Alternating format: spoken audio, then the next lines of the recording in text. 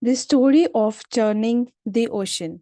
So, the story of churning the ocean is as by devtas, that is deities, and asurs, that is demons, to obtain amrit or ambrosia, also known as nectar of immortality. This is a very nice and informative story, which begins as 14 wonderful jewels that emerged from the ocean during the churning of the ocean milk. So there are 14 wonderful jewels, or you can say 14 wonderful life lessons that we have to learn from this hypothetical story, which is the churning the ocean of milk. Churning the ocean. So, in Hindu mythology, it is believed that one of Vishnu's incarnations is that of a tortoise that is called Kurma. Perhaps it was actually a turtle. It was actually a turtle, but it was believed to be a tortoise because it lived in the sea, but it was always said that it to be a tortoise. Kurma can mean dead or act, that is the act of creation. Sorry, it is deed, not dead, deed, or act, that is the act of creation. It is believed that many treasures from the golden and silver ages were lost. According to the myth, Vishnu descended the earth as a tortoise to help recover these lost treasures. It is also believed that in those days the ocean was made of milk. So, gods and demons together set about churning the ocean of milk using Mount Mandra as a churning stick. Such was the weight of Mount Mandra that the operation would have been impossible if Kurma, which is the tortoise, believed to be a tortoise, but it was a turtle. That the Kurma had not lent his back as a pivot on which to rest. Okay. So, and it while Vishnu shouldered most of the weight. The gods and demons divided into two teams with the help of the potent herbs which they had thrown in the ocean, and using the serpent or the Vasuki as a churning rope, they proceeded with the task of churning. In due course, all the precious objects rose up of the milky ocean. Okay, so before going to the what the ocean gave, let us see what is Mount Mandara and what is this Vasuki or the serpent. So in this picture, we can see that this is your Mount Mandara and this is your serpent or Vasuki, which is the rope which was used. So these are all the objects, 14 jewels or 14 objects that the ocean gave. So now we will understand about what were these 14 jewels or 14 objects. The ocean gave for the following. First is Amrit or Amborsia, that is the nectar of immortality, which is reserved for the gods. Nectar of immortality for the gods, which is called the Amrit. Dhanvantri, that is the physician of the gods, the second most precious thing in life after immortality. So for immortality, we also need a physician. So that was Dhanvatri. Then we have Lakshmi, the goddess of beauty and good fortune, who was to become Vishnu's wife. Okay, so Lakshmi was to become Vishnu's wife, the goddess of beauty and good fortune. So these are the three things which we have discussed. The first one being the Amrit, second is Dhanvatri. First one is your Amrit, second is your Dhanvatri, third is your Lakshmi. And the fourth thing which came out is Sura, which is the goddess of wine. Sura or the goddess of wine. Then you have Chandra or the moon, which Shiva took. The moon which Shiva took. Then we have six, the nymph or Ramba, the most beautiful apsaras. Okay. Sixth is your nymph or Ramba, the most beautiful apsaras. Then you have a beautiful white horse called Ucheshwara, which was given to the demon Bali but seized by Indra. Justina, Vishnu's chest jewel, a sort of brooch which is worn by Indian men as an amulet and which originally had the magic powers of healing and protecting its wearer. Next is your miraculous celestial wishing tree, Parijata, which grows in heaven. Then you also have a cow of penalty, which is Kamdhenu or Surabhai, which could feed multitudes with her milk. This was given to the seven rishis. Then you have Arafat, a wonderful white elephant, which became Indra's mount after he stopped riding a horse. Then you have a Shankh, a large conch shell, which granted victory to the warrior who blew it during the battle. Then you have Dhanush, a mighty bow with an arrow that always hit and killed the target. Then you have Halahal Visha, that is the poison vomited out by the serpent, which Shiva nearly swallowed. This was the last treasure to came out of the ocean. So these are the 14 things which came out of the ocean when the ocean of the milk was churned.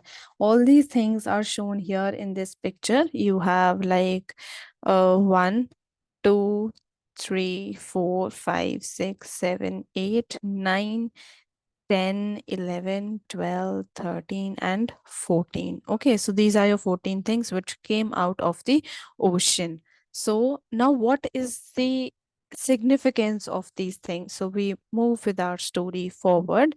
Now the 14 treasures of the which rose to the surface of the ocean of milk when the gods churned it were all very special.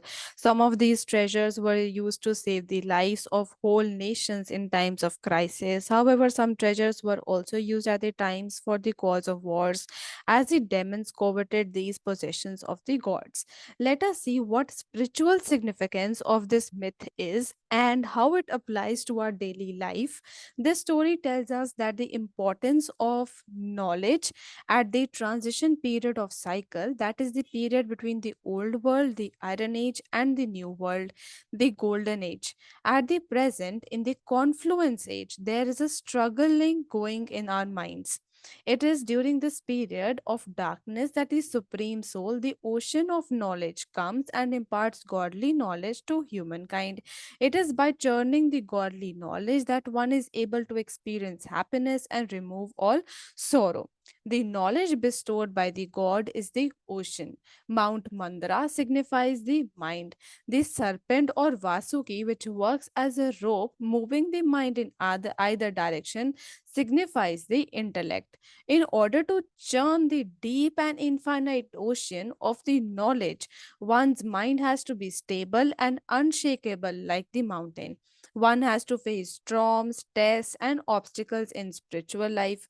One's power of discrimination, developed in the intellect, has to be kept sublime and powerful. One also has to make the mind and intellect work together, contemplate deeply on various dimensions of knowledge, and assimilate it. This is similar to separating the cream from the milk. The deities and the devils are engaged in churning the ocean. The devils, asurs, represent the vices, namely lust, anger, attachment, greed, and ego. The deities or devtas represent purity, peace, contentment, detachment, love, and truth. The significance is that when we churn, our intellect is constantly pulled in the opposite direction by either good thoughts represented by deities or by bad thoughts which are represented by devils. So in the tortoise, the kurma illustrates the process of turning within, just as a tortoise which draws into its own shell after having done its job. By stabilizing on oneself in this stage of mind, one is able to extract nectar, the essence of knowledge. The poison that comes from the ocean signifies that becoming introverted and continuously turning the godly knowledge, all old tendencies and viciousness in the form of vices are purged. In order to destroy the poison, it is said that the god Shiva or the Bholanath, the Lord of Innocence, comes to help remove the poison by drinking it to prevent it from afflicting many souls. The significance That this signifies that the god has come to remove sorrow from the world by giving knowledge to the humankind. The spiritual significance of the treasures that emerge from the churning is through the nectar of knowledge, one is able to conquer death to become immortal in the new world. Dhanvantari, the physician, stands for health or healing. Churning the knowledge continuously means thinking about pure and positive thoughts. So, through this, one is able to acquire complete health, wealth, and happiness. Lakshmi signifies that one is able to acquire wealth and deity status. Chandra, the moon, means that one is able to acquire coolness and tranquility of mind like the moon and become 16 celestial degree complete full like the full moon. So these are the visuals like the full moon. Next is your Uch Eshwara, the white horse, is the noblest horse. This signifies listening to noble thoughts and sentiments and inculcating them in oneself. Parijata, the wishing tree, signifies understanding knowledge of the Kalpa tree and the world. Kastubla, the jewel, signifies the firmness and stability of mind needed by the intellect to enable the soul to inculcate virtues, often referred to as murli, and often referred to the jewels as in the murli. Then you have Iravat, the white elephant, symbolizes the sovereignty of deities in heaven, that is Indraprastha. Kamdhenu or Surabhai, the cow, means acquiring all that one desires. Knowledge is by the means by which to acquire complete happiness. The nymph or Ramba signifies that those who churn true knowledge become God's messengers, angels, fairies, and nymphs. Sura, the goddess of wine, represents spiritual intoxication, the one who churns knowledge and enjoys spiritual experiences. Then you have the Shankh, the conch shell, which means that those who churn the godly knowledge can serve through their pure speech. Dhanush, the mighty bow, signifies that one who churns the knowledge can stimulate self realization in others as surely as an arrow hits its target. Then you have halahal, visha means poison, power, or medicine. This was the poison vomited out by the serpent, which God Shiva removed by swallowing it in its throat. This is why Shankar's throat is depicted in the pictures as discolored. This signifies God coming to free the world from sorrow by giving knowledge and by removing us from the poison of the five vices. So, this is a complete knowledgeable story which is a mythical story, Hindu mythology, but the lessons which it gives, they are life changing. So this is the picture of god Shiva swallowing poison vomited out by the serpent. That is why Shankar's throat is depicted as discolored here. Okay, so next we have, this is Lakshmi with the urn containing nectar being requested by asurs and deities to give them the nectar of immortality. So this is the nectar she is carrying. So with this we finish with our story. Thank you very much for listening. Meet you again soon.